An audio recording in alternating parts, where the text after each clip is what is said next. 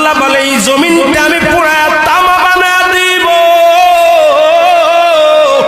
এই জমিনের মধ্যে যত পানি আছে পানিগুলো আমি আল্লাহ পুরা ছাই বানায় দিব।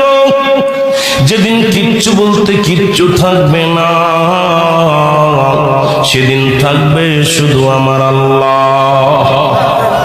আজকে কার জন্য সুদ খাও, কার জন্য ঘুষ খাও, কার জন্য ব্যভিচার করো, কার জন্য অন্যায় করো রে মন, কার জন্য তোমরা এত বাদই করো। আরে আজকে একটা কথা বলতে গেলে কষ্ট হয়।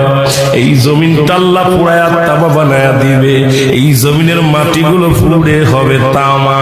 এই জমিনে যত পানি আছে পানিগুলো পুড়ে হবে ছাই। এই দুনিয়ার মধ্যে কিচ্ছু যেদিন থাকবে না, ওই তুরস্কের কত বাহাদুর, কত টাকাওয়ালা মিনিটের মধ্যে